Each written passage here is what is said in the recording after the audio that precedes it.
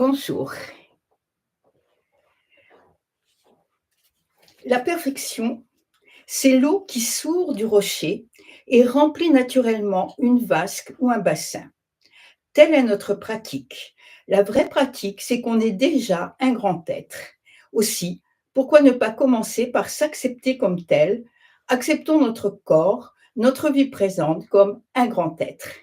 Voilà, c'était un extrait donc du livre de Katagiri Roshi.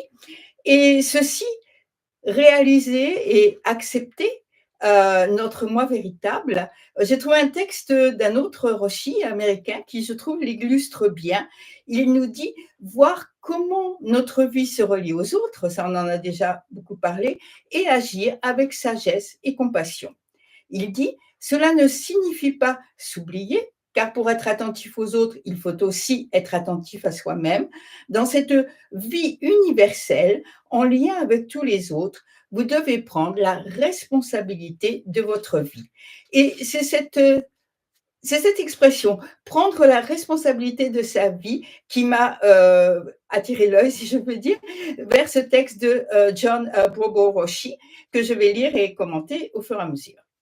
Il nous dit, le bouddhisme Mahayana est centré autour de l'idée de bodhisattva. Bodhi signifie éveil, sattva être. Alors au départ, ce titre ne s'appliquait qu'à Siddhartha Gautama, le futur Bouddha. Et puis vers le 1er siècle de notre ère, c'est l'émergence en quelque sorte, ou le renouveau, et c'est l'école du Mahayana. Et ce terme de bodhisattva va commencer à s'appliquer à tous les êtres qui aspirent en fait à l'éveil et qui aspirent à l'éveil pour le bien de tous les autres. Donc, dit-il, pratiquer pour aider tous les êtres, ça fait de nous des bodhisattvas, des êtres éveillés. Alors, Katagiri Roshi nous a répété ça tout le temps, vous êtes déjà éveillés. Il nous dit, puisque nous entrons dans la pratique avec le vœu d'aider tous les êtres, alors ça fait de nous des grands êtres déjà. La vie du bodhisattva est basée sur la sagesse et la compassion. Alors, il faut bien voir que le terme sagesse a un sens vraiment différent de celui qui nous est venu depuis la philosophie grecque. Et là, il donne c'est qu'un aspect, mais il donne une définition qui est intéressante. Il dit, la sagesse, c'est voir la vie dans sa profondeur. Cela signifie que nous ne supposons pas que nous vivons seulement par notre propre effort, mais nous voyons que nous vivons grâce aux efforts de tous les autres. Penser aux autres avant de penser à soi, c'est vivre la vie du bodhisattva, mais cela ne signifie pas s'oublier, plutôt voir comment notre propre vie se relie à celle des autres. Pour être attentif aux autres, il faut aussi être attentif à soi-même. En tant que bodhisattva, nous voulons comprendre le monde humain. Alors nous devons étudier la sagesse et la compassion, étudier en profondeur cette vie humaine. Pour cela, on peut commencer par rejeter une forme d'arrogance qui est la croyance certaine que ma vie est la mienne. Bon, la plupart d'entre nous seront d'accord avec cette affirmation, mais c'est une croyance très dangereuse, car cela signifie que nous pensons que nous pouvons contrôler notre vie humaine par notre propre volonté, par nos propres moyens. Donc, bien sûr, à chaque instant, nous avons des choix à faire, mais ces choix ne sont pas un contrôle que je garderai sur ma vie, mais plutôt des opportunités de voir nos vies dans l'interdépendance avec tous les êtres. Donc, en rejetant cette arrogance et en pratiquant la sagesse, nous exprimons notre vie universelle. Dans cette vie universelle, en lien avec tous les autres, vous devez prendre la responsabilité de votre propre vie. La vie personnelle, on l'a vu à travers l'image de la tapisserie, n'est-ce pas? La vie personnelle qui se déroule comme ça, et puis à chaque instant, ce qu'il appelle la vie universelle qui se croise, qui croise notre vie, et nous vivons là à l'intersection des deux à chaque instant. Quand toutes les choses sont reçues comme la vie de l'univers, nous pouvons les apprécier, c'est le fruit de la pratique. Et quand nous traitons chaque chose avec un esprit et un cœur chaleureux, je trouvais que c'était une jolie, courte mais une jolie définition de la compassion, un esprit et un cœur chaleureux. Donc, quand nous traitons chaque chose de cette façon, la vie du Bouddha se manifeste dans notre vie. Et notre vie, et notre vie manifeste la vie du Bouddha ou la vie universelle. Dans le sutra de Vimalakirti, alors le sutra de Vimalakirti, c'est ce qu'on appelle des grands sutras du Mahayana. Je le trouve raisonnablement accessible. Il y a des bonnes traductions en français et il est vraiment intéressant parce qu'on a, c'est vraiment l'idée du Mahayana. On a vu Vimalakirti, c'est euh, un laïc extrêmement éveillé, si on peut dire ça.